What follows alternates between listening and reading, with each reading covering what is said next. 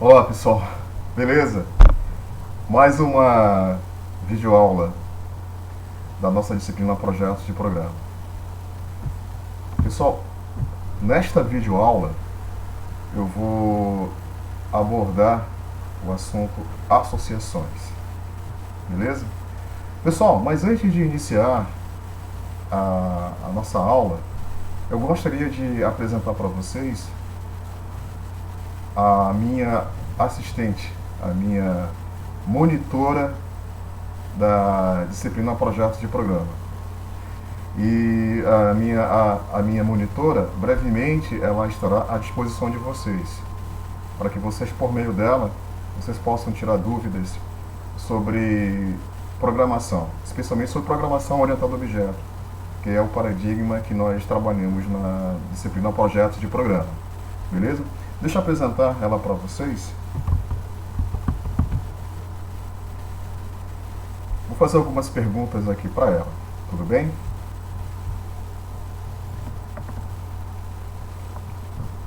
Bom dia, tudo bem? Bom dia, professor Fábio Santos.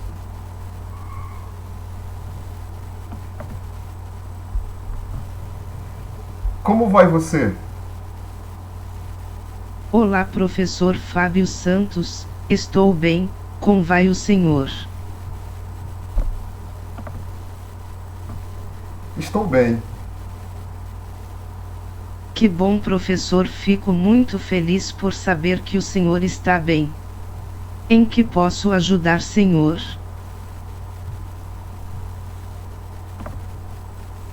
O que é o que é um paradigma? É um modelo ou padrão que orienta a forma como programadores de software analisam problemas e definem soluções para estes problemas. Em que posso ajudar você? Você, já está ficando mais íntima, né? O que é associações? É o conhecimento que um objeto tem de outro. Em que posso ajudar o senhor? Olha só que interessante, pessoal. Eu perguntei o que é associações e ela respondeu, né? É o conhecimento que um objeto tem de outro objeto. Muito legal, né, pessoal? O que é uma classe? Classe especifica o que todo objeto criado a partir desta classe deve ter. Em que posso ajudar o senhor? Interessante. O que é objeto?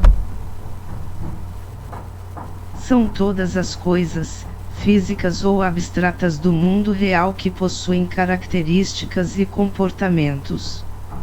Em que posso ajudar o senhor? Ah, agora sim. Pessoal, então vocês estão vendo aqui a UEA Voice, é um nome provisório, UEA Voice. Eu vou pensar num outro nome. Se vocês tiverem uma sugestão de um nome para nossa assistente ou para nossa monitora da disciplina que queiram sugerir, eu vou ficar bastante feliz se vocês me ajudarem a encontrar um nome legal para nossa monitora digital, beleza? Eu vou fazer mais uma perguntinha aqui para ela. Deixa eu pensar. Como o objeto pode ser utilizado? Atribuindo valores para seus atributos, ou seja, definir o seu estado e invocando seus métodos, suas operações, visando algum objetivo. Aprenderam, pessoal, como o objeto pode ser utilizado? Ok, eu vou me despedir dela e vamos iniciar nossa aula agora por meio, né, do professor Fábio Santos. Tchau! Tchau, foi um prazer ajudar você. O prazer foi todo meu. Então deixa eu voltar aqui para a apresentação. Então vamos lá, pessoal. Associações. Bom, pessoal, eu acho que vocês devem lembrar, né, de uma aula em que eu apresentei um diagrama de classes, que esse diagrama de classes ele se referia à modelagem dos principais componentes de software que fazem parte de um front-end. E cada um desses componentes de software, eles eram implementados por meio de classes que se relacionam. Dependendo da complexidade do componente, esse componente ele poderia ter uma classe, duas classes, três classes, e essas classes elas se relacionavam, classe de objetos. Beleza? Então existem relações, né? Relacionamento entre classes de objetos. E esses relacionamentos, eles viabilizam que seja possível que através dessa interação entre as classes de objetos, seja possível a implementação de determinadas tarefas, determinadas funcionalidades de um sistema.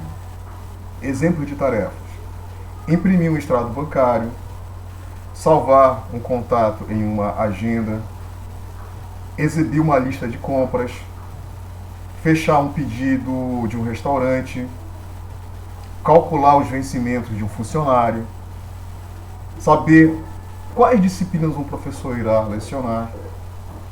Ok? Então, esses exemplos que estão sendo apresentados para vocês são exemplos de funções, né, de operações que um sistema computacional ele pode ter que realizar. Né? E se vocês observarem de uma forma mais atenta, vocês vão perceber em cada tarefa que existe aí, em cada tarefa, vários objetos. E esses objetos eles se relacionam. Ok? Vamos entender de uma forma mais precisa, mais detalhada. Certos objetos eles dependem de outros objetos para realizar as tarefas. Certo? Exemplos dessas dependências. Né? Uma conta precisa conhecer as transações realizadas para imprimir um extrato bancário. Olha só, um objeto conta precisa conhecer objetos do tipo transações realizadas, né, transações, para imprimir um extrato bancário. Uma agenda precisa conhecer o contato a ser salvo. Um objeto do tipo agenda, ele precisa conhecer um outro objeto do tipo contato, que deverá ser salvo na agenda. Um outro exemplo: um pedido precisa saber os preços dos pratos do pedido para calcular o valor a pagar. Ou seja, um objeto pedido, ele precisa saber, né, saber os preços dos pratos, ou seja, dos objetos, né, tipo prato, para calcular o valor a pagar. Certo? Um outro exemplo: um professor precisa saber quais disciplinas leciona. Ou seja, um objeto professor, ele precisa saber quais são, né, os objetos, disciplinas que ele leciona ou que ele irá lecionar. Está entendendo? Então, para responder essa pergunta, quais disciplinas o professor ele leciona? Para a gente poder responder essa pergunta, é necessário a gente trabalhar com essa associação entre objeto professor e objeto disciplinas. Vocês entenderam? Certo? Para que seja possível imprimir um extrato bancário, é importante saber qual é a conta bancária, né, e as transações que foram realizadas. Certo? Então, através, pessoal, dessas associações, a gente consegue responder essas questões, a gente consegue implementar essas operações em um sistema computacional. Tudo bem? Então, conforme a minha assistente ela ensinou, o conhecimento que um objeto tem de outro objeto chama-se associação. Certo? Uma associação, ela estabelece uma relação entre um objeto de uma classe com outros objetos da mesma classe. Certo? Então, um objeto 1 de uma determinada classe, esse objeto ele pode se relacionar com o objeto 2, que também foi instanciado a partir da mesma classe do objeto 1. Um objeto de uma classe com objetos de outras classes. Ou seja, um objeto 1 instanciado a partir de uma classe, ele pode estabelecer uma associação com um objeto 2 instanciado a partir de uma outra classe diferente. Certo? Um objeto de uma classe com objetos de outras classes. Olha só que interessante. Um objeto 1, instanciado a partir de uma determinada classe, pode estabelecer associações com o objeto 2, instanciado a partir de uma outra classe, e com o objeto 3 a partir de uma outra classe. Deu para entender mais ou menos? Certo? Então, conforme a minha assistente ela ensinou, o conhecimento que um objeto tem do outro chama-se associação. Certo? E vale ressaltar que esses objetos eles podem ser da mesma classe ou de classes distintas. Beleza? Observe essa ilustração. Nessa ilustração nós temos a classe de objeto professor e a classe de objeto disciplina. A partir da classe de objeto professor e disciplina foram instanciados objetos. Quais são os objetos que foram instanciados do tipo professor? Salvador, Batista, Flávio. E quais são os objetos que foram instanciados a partir da classe disciplina? Teoria da computação, projetos de algoritmos, matemática discreta, programação. Certo? E aí, observem que associações foram estabelecidas entre os objetos do tipo professor e objetos do tipo disciplina. Por exemplo, professor Salvador leciona teoria da computação, leciona matemática discreta. Professor Batista leciona programação. Professor Flávio leciona projeto de algoritmos. Deu para entender, pessoal? Certo? Que esses objetos eles estão estabelecendo um relacionamento do tipo associação, e aí, através dessa associação, é possível nós respondermos a determinadas questões. Por exemplo, quais são as disciplinas que o professor Salvador ele leciona? Teoria da computação e matemática discreta. Qual é a disciplina que o professor Flávio ministra? Projeto de programa. Certo? Qual é o professor que ministra a disciplina matemática discreta? Professor Salvador. Beleza, pessoal? Deu para entender que através dessas associações entre objetos a gente consegue oferecer suporte a determinadas operações, determinadas questões, certo? Que poderão ser respondidas. E como é que nós podemos representar associações entre classes por meio da linguagem UML? Ok? Observe como nós podemos empregar a linguagem UML para representar a associação entre duas classes de objetos. A classe professor, a classe disciplina. Então, na UML, uma associação ela é representada por meio de um segmento ligando as classes que se associam. E esse segmento ele pode ser rotulado conforme vocês estão vendo aí. Ó. Qual é o rótulo? Leciona. Esse rótulo ele é usado para determinar a semântica da associação. E um detalhe importante, ó, o rótulo ele pode incluir uma seta para indicar a direção da associação ou a navegabilidade. Que daqui a pouquinho eu vou explicar o que é navegabilidade. Beleza? Então essa é a forma de nós representarmos uma associação por meio da linguagem UML. Ok? Aqui tem outros exemplos. Né? Agenda tem contato. Pedido possui prato. Avaliação contém questão. Beleza? Bom, quais são os elementos de uma associação? Pessoal, a associação ela é composta por multiplicidades e conectividade, navegabilidade e papéis. Vamos conhecer cada um desses elementos agora. Multiplicidades. A multiplicidade de uma associação, pessoal, diz respeito à quantidade mínima e máxima de objetos com os quais um objeto ele está associado. Certo? Eu vou repetir. A multiplicidade de uma associação diz respeito à quantidade mínima e à quantidade máxima de objetos com os quais um objeto está associado. Certo? As multiplicidades, normalmente, elas ficam localizadas nos extremos do segmento da associação, conforme vocês estão vendo aí, ó, nesse exemplo. Nesse exemplo, nós temos uma associação entre a classe de objetos banco e a classe de objetos agência. Banco possui agência. Certo? Agora vamos observar a multiplicidade. As multiplicidades que elas ficam localizadas nos extremos.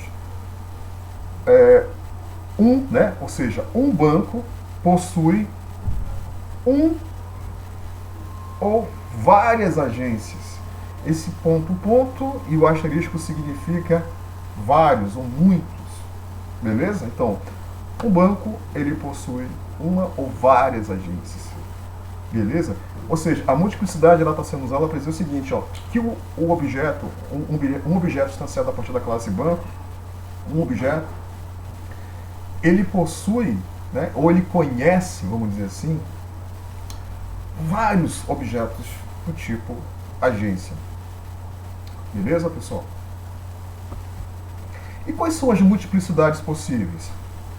Exatamente 1, 0 ou muitos, 1 ou muitos, 0 ou 1, né? E o intervalo específico, início e fim. Beleza?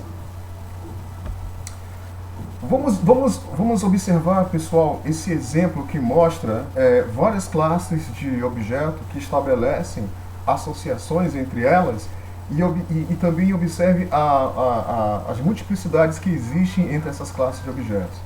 Vamos iniciar pela classe banco e a classe agência, ok? Então, um banco possui várias agências. E uma agência pertence a um banco, ok? Uma agência tem vários clientes. E um cliente pertence a uma agência. Um cliente tem várias contas. E uma conta tem vários clientes. Uma conta executa várias transações. E uma transação é executada por uma conta. Legal, né? Certo? Então nós estamos vendo, pessoal, uma modelagem de um sistema bancário. Né? Um fragmento, vamos dizer assim. Né? Uma parte desse sistema bancário. Certo? Essa modelagem, né, ela apresenta as principais classes, né, as classes triviais desse sisteminha bancário. Certo? Representados através de um diagrama de classes. Vocês estão vendo o diagrama de classes. Deixa eu voltar aqui para o início, para nós falarmos sobre as multiplicidades. Então, observe as multiplicidades que foram usadas nessa primeira associação. Um banco, ele possui uma ou várias agências, certo? Nessa segunda associação entre a classe agência e a classe cliente, uma agência, ela tem um ou vários clientes, né? E o cliente pertence a uma agência. Legal, né? E nessa terceira associação, um cliente, ele tem várias contas correntes, né? E uma conta corrente, ela pertence a um ou vários clientes, certo? E na última associação, uma conta corrente, ela executa várias transações. Na verdade, observe a multiplicidade. 0 ou várias transações, né? E uma transação é executada por uma conta corrente. Beleza, pessoal?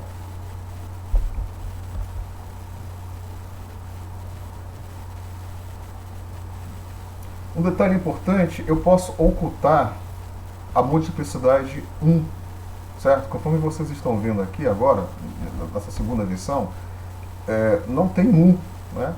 Não tem a multiplicidade 1 Os lados com multiplicidade 1 não precisam ser mostrados, podem ser ocultados. Ok?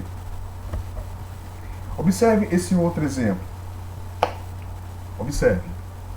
Um carro possui de 3 a 5 portas. 3 a 5 portas. Observe essa multiplicidade. Ela define o início e fim. Né?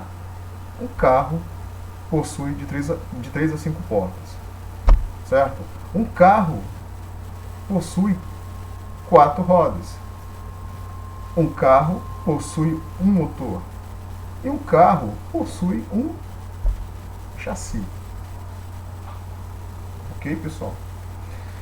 Esse exemplo é interessante porque ele mostra a capacidade de um objeto, né, de uma classe de objeto, estabelecer associação com classes de objetos, com várias classes de objetos, certo? Nesse exemplo, a classe de objeto carro, ela estabelece associação com a classe de objeto portas, com a classe de objeto roda, com a classe de objeto motor e com a classe de objeto chassi. Ok? Beleza? Bom, vamos falar agora de de um outro elemento que faz parte de associações, que é a conectividade. Conectividade. Antes de começar a falar, né, sobre conectividade, deixa eu voltar para aquele diagrama de classes. Esse aqui. Então, vocês aprenderam que através de multiplicidades das associações é possível determinar a quantidade de objetos que um determinado objeto conhece. Beleza. Bom, então, existe, vamos dizer assim, associações onde essas multiplicidades elas são empregadas de uma forma corriqueira, vamos dizer assim. Por exemplo, aqui, um banco ele possui várias agências. Então existe uma multiplicidade que a gente chama de um para muitos, certo? Aqui também, um para muitos, aqui muitos para muitos, né? E aqui um para nenhum ou muitos. Então, pessoal, essas associações que são baseadas nessas multiplicidades, nós normalmente chamamos de conectividades. Certo? Conectividades. Por exemplo, a conectividade 1 para 1. Observe a multiplicidade. 1 para 1. Pesquisador-chefe chefia um projeto. Certo? Um pesquisador-chefe sempre chefia um projeto. E um projeto sempre é chefiado por um pesquisador-chefe. Então, nessa associação foi empregada a conectividade 1 para 1, que é baseada nas multiplicidades 1 e 1. Beleza? Nos extremos. Observe esse outro exemplo de conectividade, que é 1 para muitos, que nós vimos lá no diagrama anterior. Um professor, ele orienta de nenhum a muitos alunos. E um aluno pode ser orientado por um professor. Na verdade, por nenhum ou um professor. Certo? A melhor interpretação é dizer o seguinte, né? Que o professor, ele orienta muitos alunos e um aluno pode ser orientado por um professor. Beleza?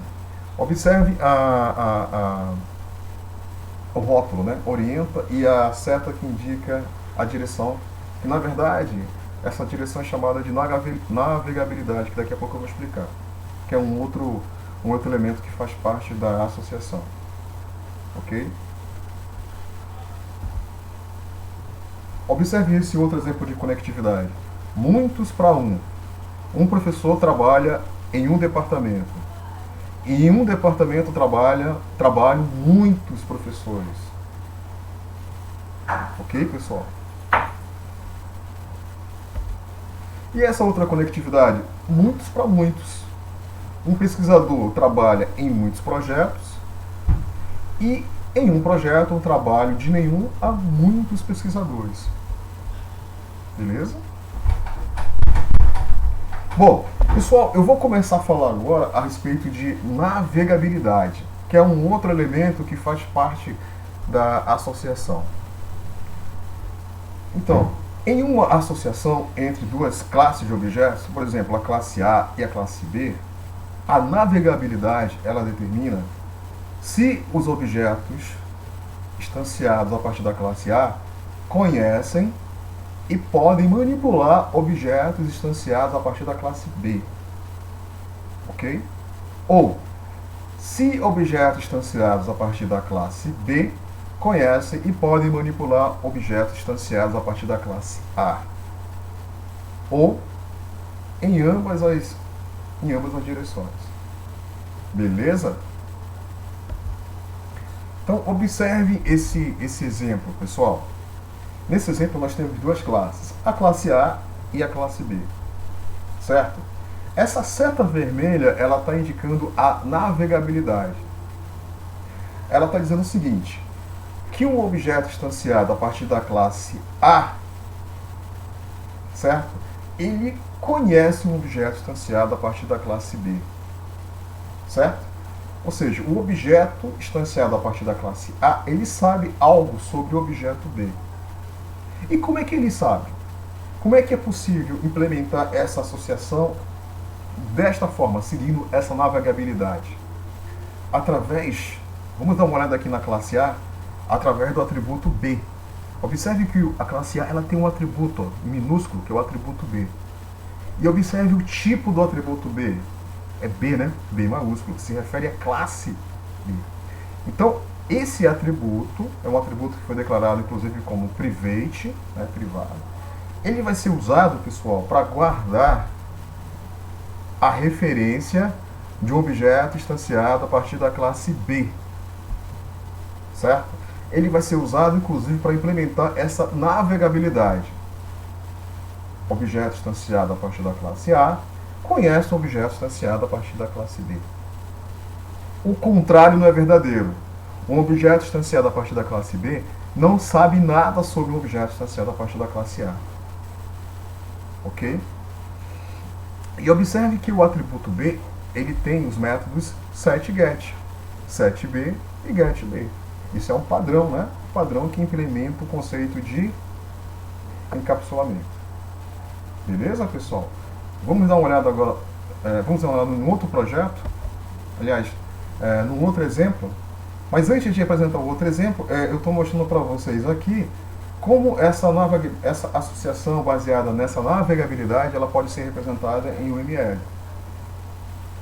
Então nós estamos vendo a classe A e a classe B, certo? Em um segmento direcionado que indica a navegabilidade. Ok? Beleza? Então vamos dar uma olhada agora no segundo exemplo. Nesse segundo exemplo, novamente nós temos a classe A e a classe B. Mas observe a navegabilidade. Ela é diferente, né? Ou seja, um objeto instanciado a partir da classe B, ele conhece um objeto instanciado a partir da classe A. É justamente o contrário do primeiro exemplo, né? Então, como um objeto instanciado a partir da classe B, ele vai conhecer um objeto instanciado a partir da classe A, observe que na classe B, observe que o atributo A, né, existe um atributo A em minúsculo, certo? Do tipo A, ou seja, né, classe A. Esse objeto, ele vai viabilizar, esse atributo vai viabilizar que um objeto instanciado a partir da classe B, ele possa conhecer um objeto instanciado a partir da classe A. Esse atributo A, ele estabelece a associação entre um objeto instanciado a partir da classe B e um objeto instanciado a partir da classe A, seguindo essa navegabilidade, certo? Um objeto instanciado a partir da classe B, ele sabe algo sobre um objeto instanciado a partir da classe A, porque B possui, né, a referência do objeto A, certo? Num atributo. Beleza? E aí, a classe B, ela tem os métodos setA e getA, que implementam o conceito de encapsulamento. Beleza? Como é que nós podemos representar em um ML essa navegabilidade? Classe A, classe B, né? E aí a gente observa que existe agora, que a associação, a seta, ela está apontando para a classe, né, para a classe A, para a esquerda. Ok? Bom, mais um exemplo de navegabilidade. Nesse exemplo, nós vamos ver que é possível estabelecer uma navegabilidade nos dois sentidos. Ou seja, observe as setas vermelhas. Um objeto instanciado a partir da classe A conhece um objeto instanciado a partir da classe B. E um objeto instanciado a partir da classe B pode conhecer um objeto instanciado a partir da classe A. Beleza? Então, observem como essa associação baseada nesta navegabilidade ela foi implementada. Vamos dar uma olhada na classe A. A classe A ela possui o atributo B, né? Esse atributo B minúsculo, do tipo B, né? Que vai ser usado para guardar a referência de objeto instanciado a partir da classe B. E a classe B tem lá o atributo A, né? A minúsculo, do tipo A, né? Classe A. Esse atributo ele vai ser usado para guardar a referência de um objeto instanciado a partir da classe A. Beleza? Então, um objeto instanciado a partir da classe A sabe algo sobre um objeto instanciado a partir da classe B. E um objeto instanciado a partir da classe B sabe algo sobre o objeto instanciado a partir da classe A. Beleza? Por causa dos atributos, né, que essas classes possuem, que estabelece a associação e viabiliza essa navegabilidade nos dois sentidos. Beleza, pessoal? Eu recomendo fortemente que vocês implementem esses exemplos e que vocês estudem, analisem esses exemplos, para que vocês possam realmente aprender, né, como implementar essas associações. Aqui nós estamos vendo como nós podemos representar em UML a associação, esse tipo de associação baseada nessa navegabilidade entre a classe A e a classe B. Beleza? Deixa eu ver se eu estou aqui com a minha ferramenta Star UML aberta. Opa, eu passei isso. Aqui. Olha só. Então, na Star UML, eu elaborei aqui um diagrama de classes baseado em duas classes, a classe cliente e a classe endereço, e eu estabeleci uma associação entre essas classes, onde a conectividade é 1 para 1 e a navegabilidade, observe, cliente navega endereço. Perceberam a navegabilidade? Que ela vai da esquerda para a direita, observe o sentido da seta. Ok? E eu elaborei esse diagrama usando a StarUML. Nesse caso aqui eu usei o elemento, né, classe, para definir a classe cliente, para definir a classe endereço, e liguei, né, essas duas classes através desse objeto aqui, desse elemento aqui, a associação direcionada da esquerda para a direita. Beleza? Certo? Esse diagrama de classes, ele se refere exatamente a esse exemplo, né? Exatamente a essa implementação de associação que eu vou explicar para vocês agora aqui. Então vocês estão vendo um exemplo de implementação de associação entre a classe cliente e a classe endereço, onde a navegabilidade é cliente navega endereço, certo? E a conectividade é cliente deve ter exatamente um endereço, certo? Certo? É obrigatório que o cliente tenha um endereço, certo? No entanto, um endereço não sabe informar a que cliente pertence. Ok? Beleza?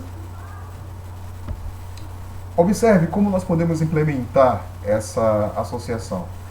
Então, do lado esquerdo aqui eu tenho a implementação da classe cliente em Java, do lado direito eu tenho a implementação da classe endereço. Certo? Como endereço é obrigatório, né? Como o endereço é obrigatório, ativamos a associação pelo construtor, ou seja, é obrigatório que um cliente ele tenha um endereço. Observe a navegabilidade, né? Então, como é que nós implementamos isso? Como é que nós implementamos essa associação e essa conectividade e essa obrigação, né, que um cliente ele tenha um endereço? Então vamos lá. Vamos dar uma olhada primeiro na classe cliente. Observe os atributos da classe cliente. Cliente tem o atributo end do tipo endereço. Ou seja, esse atributo ele é muito importante. Porque esse atributo end é ele que implementa a associação e a navegabilidade. Ele permite que um objeto do tipo cliente ele tenha um endereço. Ele esteja associado a um objeto do tipo endereço. Por isso que o tipo do atributo end é endereço. A classe cliente tem também o atributo nome, do tipo string, o atributo CPF, do tipo string. E aí vamos dar uma olhada agora no método construtor da classe cliente. Ó. Cliente, certo?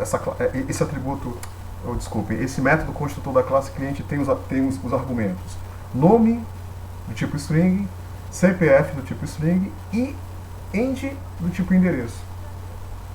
Ou seja, quando a classe cliente ela for instanciada, quando um objeto do tipo cliente for criado, vai ser possível que nessa criação seja possível determinar o estado desse objeto, ou seja, definir qual é o nome do objeto, qual é o CPF do objeto e também associar esse objeto a um determinado endereço, a um determinado objeto do tipo endereço, certo? Observe como o método construtor foi implementado. Ó.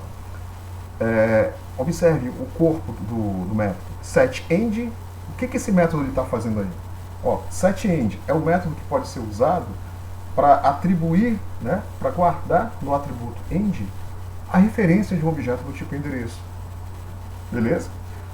Aí na sequência, tis.nome igual a nome. Eu vou guardar no atributo nome o nome do cliente. tis.cpf igual a CPF. Eu vou guardar no atributo CPF o CPF do cliente. Deu para entender, pessoal?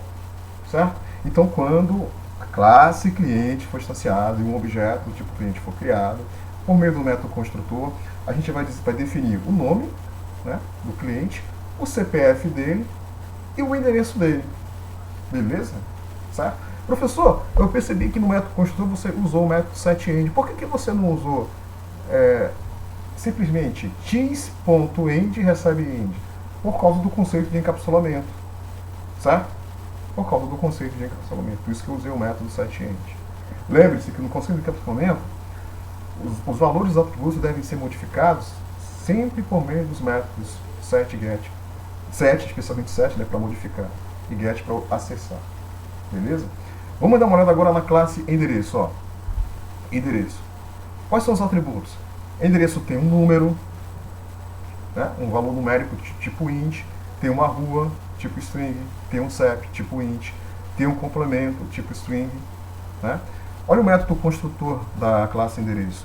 Esse método construtor ele vai receber os argumentos num, de número, rua, CEP e comp de complemento. Beleza? E aí, basicamente, o que esse método construtor vai fazer? Ele vai criar, né, um objeto do tipo endereço e nesse processo de criação, de instanciação, vai ser definido o número, a rua, o CEP e o complemento. Beleza? Essa classe endereço ela também tem os métodos setGetter, que eu não coloquei aqui por uma questão mesmo de espaço. Da mesma forma, na classe cliente, eu não coloquei os outros métodos set e get para nome, para CPF, por uma questão de espaço, mas quando vocês forem implementar, vocês vão precisar colocar esses métodos. Tudo bem? Então essas são as duas classes. E aqui nós temos a classe principal.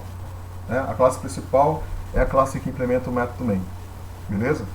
Então, vamos dar uma olhada como o método main foi implementado e como foi possível como foi, né, possível estabelecer a associação entre as classes cliente e objeto, né, entre os objetos que vão ser instanciados a partir da classe cliente e endereço. Então vamos lá.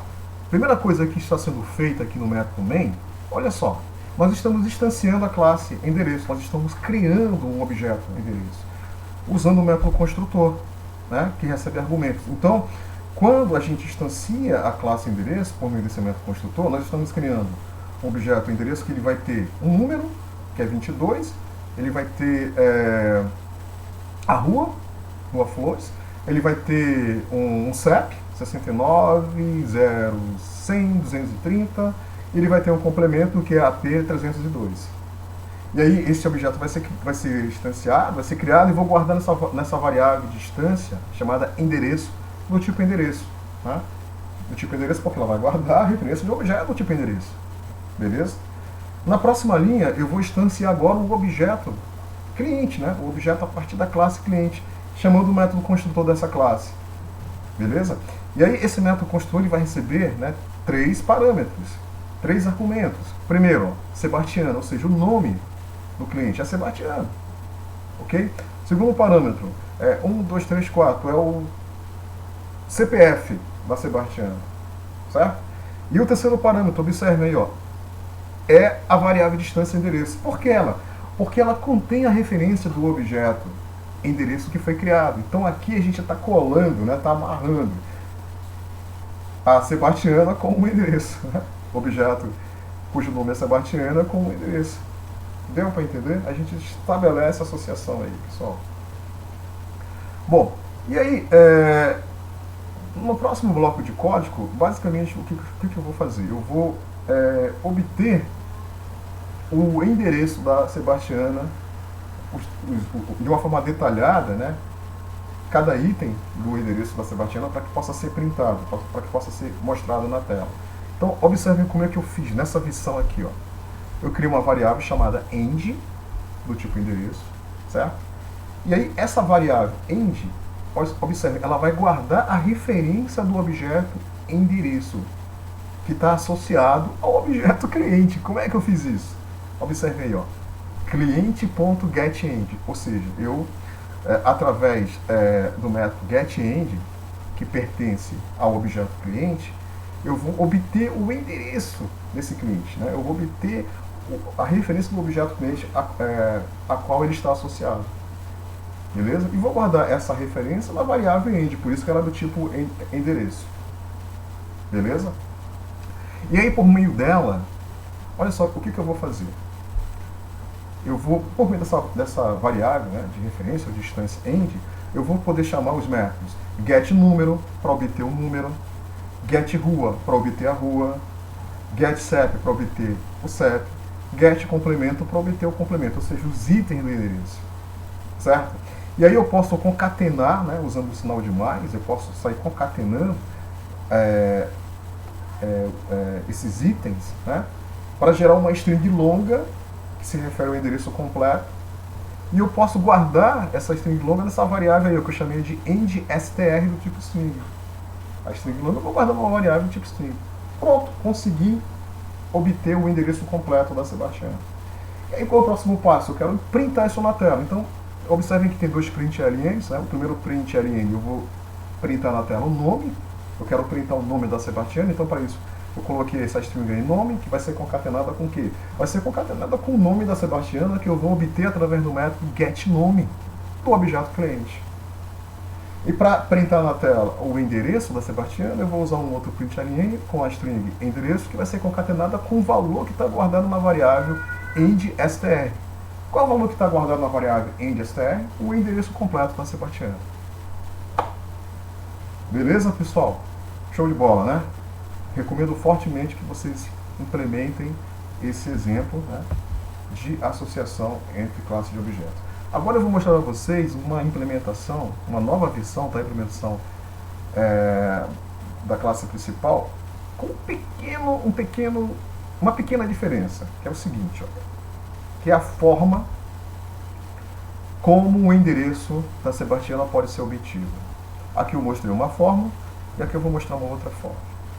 Observe, por favor, esse bloco de código aqui, ó. Cliente.getEnd.getNúmero. Olha só essa sequência de chamada de método de uma forma alinhada. Ou seja, através do objeto cliente, eu invoco o método getEnd. Esse método getEnd ele pertence a um objeto do tipo cliente, né? Para obter a referência de um objeto do tipo endereço. E por meio desse objeto endereço, né, obtido através do método getEnd, eu posso chamar os métodos que pertencem a esse objeto do tipo endereço, como por exemplo, getNúmero. Deu para entender? Então eu fiz isso para obter o número, certo? Eu usei a mesma lógica para obter a rua, para obter o CEP, para obter o complemento. Concateno todos esses itens e guardo na variável endstr. Certo? Beleza? Então eu estou mostrando uma outra forma, né, de nós implementarmos um método também, de nós obtermos um endereço de um cliente. Certo? Pessoal, essa abordagem aqui de chamadas de método de uma forma alinhada é bastante usada na programação orientada a objeto. Por isso que eu estou mostrando para vocês. Certo? Algumas pessoas, quando olham para isso aqui, nossa, mas o que é isso? Ficam um pouco perdidas, né, para entender. Beleza? Então implementem, pessoal, esse exemplo. Ok? Bom, aqui tem um outro exemplo de associação entre as classes cliente e endereço. Ok? Nesse exemplo, observe a multiplicidade. Observaram a multiplicidade? No exemplo anterior, era obrigatório, né, que um cliente ele tenha um endereço. Né? É obrigatório que o cliente tenha endereço. Certo? Nesse segundo exemplo aqui, não é obrigatório. Olha a multiplicidade. O cliente pode ter ou não um endereço. Certo? Pode haver um cliente sem endereço. E esse endereço ele pode ser especificado, definido posteriormente. Certo? E como é que nós implementamos isso? Né? Onde o endereço ele é optativo. Bom, isso é bem simples. Para a gente implementar, nós vamos simplesmente usar o método setEnd. Nós vamos modificar o método construtor da classe cliente e vamos usar o método setEnd, né, da classe de objeto cliente para ativar essa associação. Observe esse exemplo aqui. Ó. Nesse exemplo, observe como está agora implementado o método construtor da classe cliente. O método construtor da classe cliente recebe apenas dois argumentos agora, o nome e o CPF do cliente.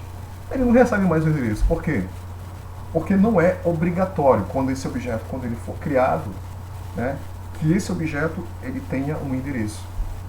Deu para entender? Bem simples. E aí, se mais tarde esse cliente ele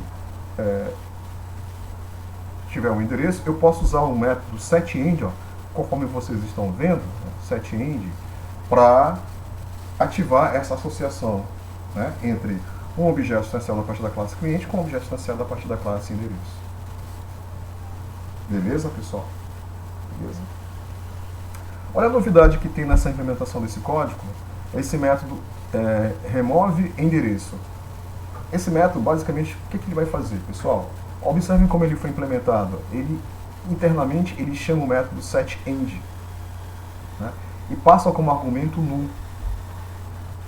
Ou seja, esse método, o que ele vai fazer? Ele vai atribuir nulo, né, ao atributo end.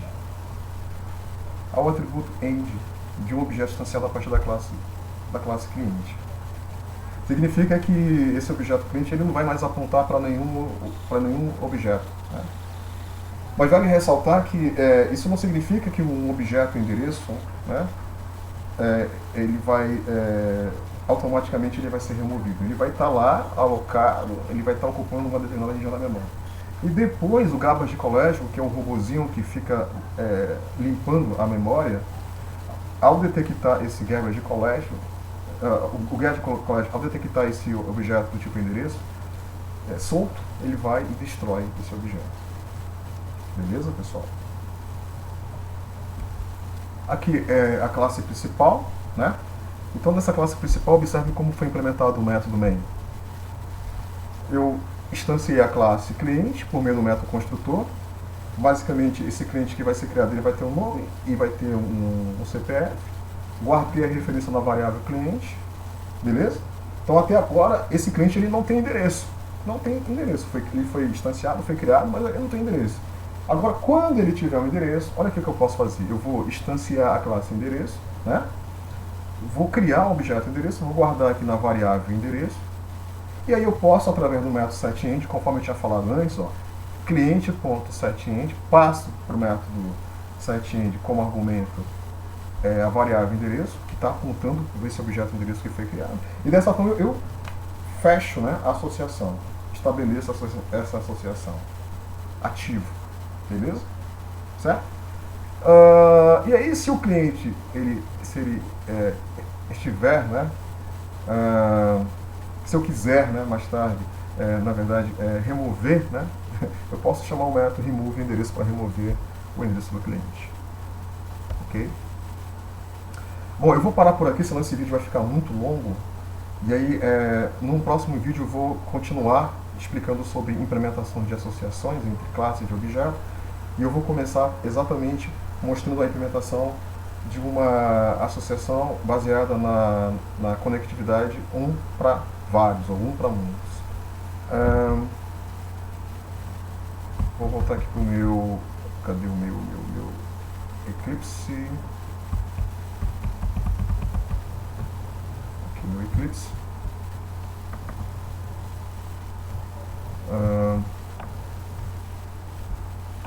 Deixa eu mostrar para vocês aqui rapidinho. Deixa eu abrir aqui a lupa.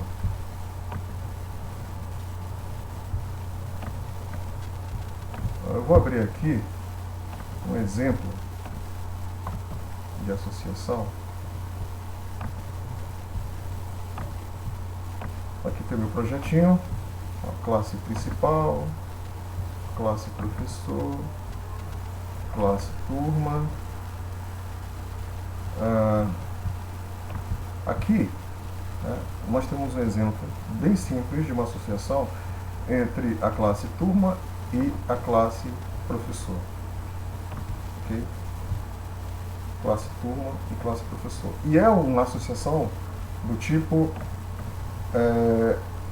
1, né? Do tipo 1 para 1. Navegabilidade, nós temos aqui a navegabilidade. Professor leciona para uma determinada turma.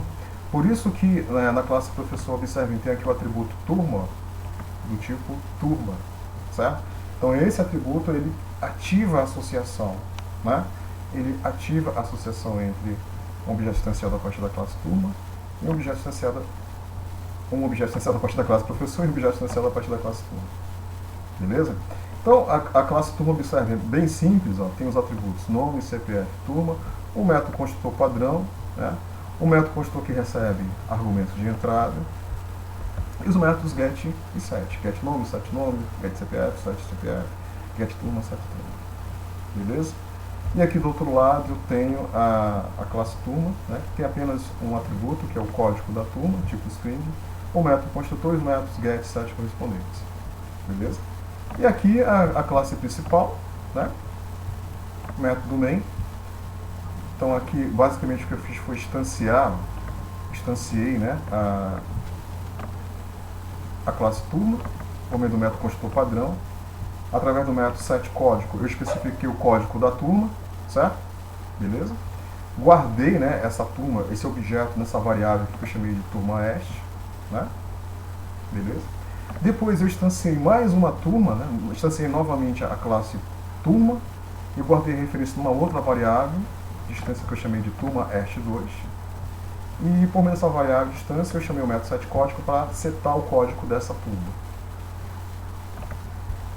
E aí eu instanciei a classe professor, né? Criei um objeto professor chamado Flávio, cujo a matrícula dele é essa matrícula aqui, né? Matrícula ou CPF? É CPF. O CPF dele, esse valor aqui, e ele está, olha só, aqui eu associo, né? Aloco, vamos dizer assim, um professor Flávio para a turma, né?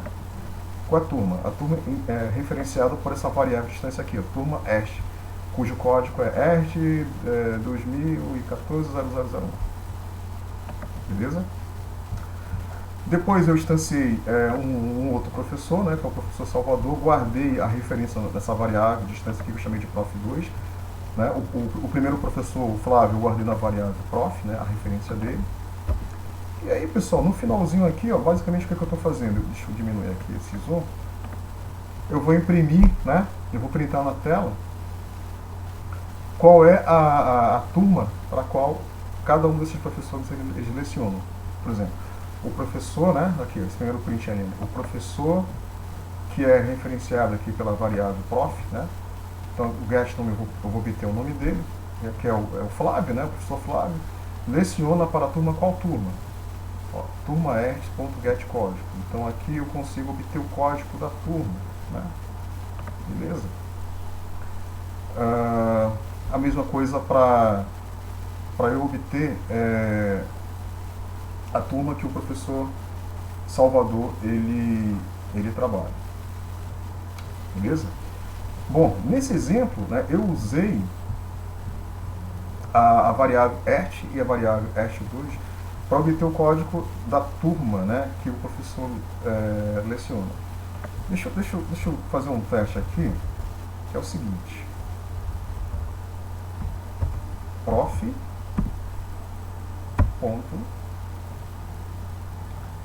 Get turma